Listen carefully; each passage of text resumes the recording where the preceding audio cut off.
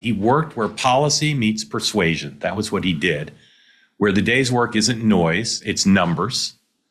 For him, voter registration tallies counted, how many donors he was able to call counted, where he got volunteers placed in a campaign, always refining his arguments until they basically moved on their own. Charlie was a man of math and science. He cared about zeros and ones in the data for sure, but also he was a creature of poetry, of the human spirit. He wore a lot of titles, had a lot of different jobs. He made each of them sound simple when I talked to him about it. He was a political strategist, a great public speaker, a very successful video podcaster, a hugely successful fundraiser for his organizations, a great organizer, a lobbyist of sorts, not officially, but knew when he wanted to make Congress bend to his will and how to act to do it. And he was a builder. I asked him in an interview, which we'll show to you in just a minute, what his profession was, what he would put on his tax returns. And he chose the simple word entrepreneur, as if he ran some sort of shop on Main Street that just happened to scale big across the whole country and in many cases around the world. That modesty, that simplicity, that was part of Charlie's charm. Big undertakings he'd talk about, explain them in a tone you'd use if you're ordering a cup of coffee. Big grand projects carried out with very hard work, but always with a lot of modesties. What mattered to him most was spirit. Despite what some people on the left or in the media would tell you, Charlie was not a hater. Really, he was quite the opposite of that.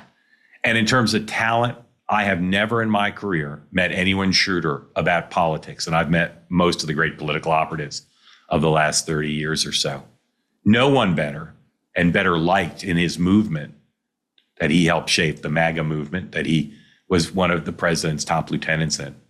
Oftentimes, you've all seen this in your lives, when people get great power, it makes them small. Charlie did not become smaller with the power he had. It didn't make him arrogant. Imagine what his life was like. He was 31 when he was killed. He was running a $100 million plus business, a private organization, a leader in his party, friends with both the president and the vice president, and known by a roster of top business and political leaders, others all across this country. It did not make him brittle or vain or cruel. Charlie wasn't like that. He carried his success the way a good waiter would carry a tray: steady, attentive, unself-conscious, consistently like that. If you think you don't know someone who's under 25 who wasn't a follower of Charlie's, you're wrong. I've been contacted since he was killed by so many parents saying to me, I didn't realize how my kids even knew who Charlie Kirk was or how connected they were to him. His current ran under dorm rooms, through the group chats, church basements, school auditoriums, through comment threads and long car rides home after rallies. Charlie had a big following. Very uncommon these days to be someone who can reach so many people who aren't that interested in politics or are very interested with the same message. Charlie's success was based on the oldest of disciplines: hard work, getting up early, didn't use drugs or alcohol, didn't get a lot of sleep. And sometimes I'd kid him that I could tell he was a bit tired. He would do the same back to me. Charlie believed in this age where populism has grown so big and in some cases done so much damage. He believed populism was an accelerator on big ideas, not a wildfire, a spark that could move the engine, but not a blaze that would consume a forest. Both President Trump and Vice President Vance loved Charlie to the max, at least in their own ways. Different temperatures, but the same flame.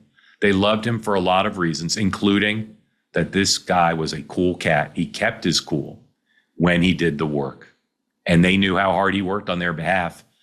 Back in January, amidst all of official inaugural balls, Charlie threw a big party. His organization, Turning Point, had at a giant hotel in D.C. A lot like the annual gatherings he threw, where young people from around the country gathered. It was a spectacle, but a spectacle with a purpose. It was a giant party, room after room, with food stations and bars and so many people, incredible atmosphere, and staged with ambition. Not necessarily Charlie's kind of party. He'd rather be with his wife and kids, and certainly not at the open bar. But it was in proportion to the very person at the center of that event. What that night showed is what Charlie believed about public life. You got to make strong arguments, to be sure. Ideas matter. But it's also about the staging. It's about the hospitality. It's about welcoming people in. Ideas, Charlie knew, required rooms and lights and microphones. They needed a path and an entrance through a crowd. Charlie never forgot that. He was, like his friend Donald Trump, an extraordinary showman. And like Trump, in service of ideas. Charlie always stayed in service of both ideas and of Jesus. But he knew in the real world where he was operating, that required a lot of pageantry. Among Charlie's many talents, he's one of the best marketers of political ideas I have ever seen. Megan and I talked about that. He'd come up with something, a phrase, he'd workshop it, he'd refine it, he'd reimagine it. He'd strip it back into its essence until he had the strongest case he thought he could make, unembarrassed, full-throated. He always measured success with clear metrics. He didn't like to have meetings where there were no goals or timelines, names next to each task. He was extremely serious about getting stuff done. And it wasn't just with cold efficiency, although he surely had that. It was care and insistence that you've got to take the time available to you to do what you can do. Nothing good, Charlie knew, becomes real by accident. Another thing about Charlie, pretty remarkable, rarer than it should be, he was teachable. He loved to learn. When we talked 2 days ago about coming up to New York City and going to see a campaign event with Mr. Mamdani, the socialist, Charlie was really interested, just as he's learned so much on all of his tours, including the one where he perished. He was eager to learn from anyone, especially, including and especially, his critics. If the other side framed an argument more clearly, he would say, why? Why are they winning that debate? If they built some sort of tool that worked really well, he wanted to know, how'd they build it? How does it work? Charlie lived one of the oldest lessons. Wisdom is found in many fields, and pride is a poor tutor. Charlie had no pride about learning from others. Then came the 2024 election. Charlie said he was going to register folks to vote, including and especially young people, and turn them out. The traditional Republican consultants, including many who had worked with Charlie and liked him, they scoffed. They would say to me, Charlie's going to pour all this time and money into voter registration and turnout. It will not work, they said.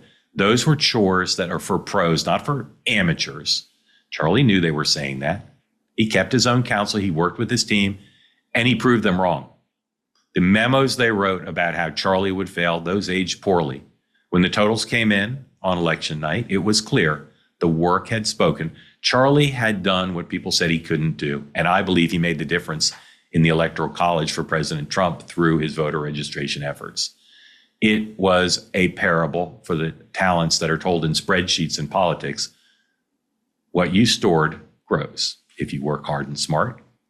Charlie liked to say that what Americans want, we talked about this the other day, they want simple things, durable things, a healthy, happy family, a welcoming community, solid opportunities, and like Charlie, all filled with a sense of optimism, a chance to feel pride in both themselves and in their country, a confidence in the American economic system.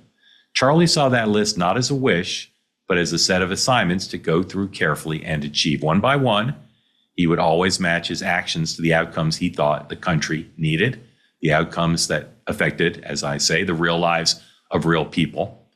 The ledger for Charlie was about material things, but more so it was moral. Moral before political. It always stayed that way till his last day here. At times, he felt almost scriptural in a very familiar sense. Nothing was obscure, only what we all know, that Charlie believed that small beginnings could move mountains. He trusted the mustard seed. He always remembered that the Good Samaritan did not outsource compassion. Charlie would stop, tend, he paid what prices needed to be paid. He always promised to return and fix things and make them better. He kept warning about building on sand, and he worked as if the evening would ask for an accounting, which unfortunately this week it did. Charlie's manner carried with it the steadiness of someone who knows the truth. People are forgetful often, but they're not faithless. It's going to take time, more than I think a lot of people around me know, for those of us who relied on Charlie to remember that, consistently remember, he's not going to be around a corner anymore. He's not going to be on the other end of a text or a group chat.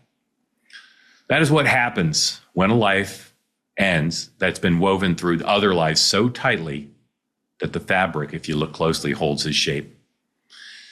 We're in a time of superpowers and superstores, trade wars, drone wars, partisan wars, screen time, all those serial Zooms we're on, and the disconcerting world of AI. All of that is troubling, sometimes scary. Charlie always focused on the human fix, the ties that bind us all, a handshake, an agenda with names on it, the ride to a polling place, the gentle insistent, the clarity always beats noise. Charlie made things feel close. That's part of the reason he inspired so many people. He kept the fire in the hearth and always had his door open to anybody. History is always going to argue about eras and about ideologies, always. But those who worked beside Charlie say they saw something simpler in him. He was shrewd, he was kind, he was relentless about results. He believed big change begins as something small, something you can do today and then build on tomorrow. In a world that too often rewards superficial performance, Charlie always was guided by purpose. Attention, folks, 64 years or older, this is important. The Department of Justice recently sued 3 major Medicare brokers for claiming they were unbiased while allegedly pushing people into plans that got them the biggest kickbacks. It's true, most insurance agents cannot be trusted, and you can't rely on government resources either. That's why I want you to know about a place called Chapter. Chapter was started by people who went through this personally in their own families after their parents were pushed into the wrong Medicare plans by an agent who was more focused on commissions than on good care. Chapter's mission is very simple: to give every American the honest, straightforward Medicare advice that they need and that they deserve. And here's what makes them different. They're the only Medicare advisor that compares every plan nationwide, not just a few. That saves their clients an average of $1,100 every year. There's no reason not to call. It's quick, it's easy, and they can review your options in less than 20 minutes. If you're already in the right plan for you, they'll tell you. But if there's a better one, they'll help you switch. This could be the most important call you make this year. Dial pound 250 and say Chapter Medicare to get the peace of mind you deserve. Again, that's pound 250 250 and say Chapter Medicare.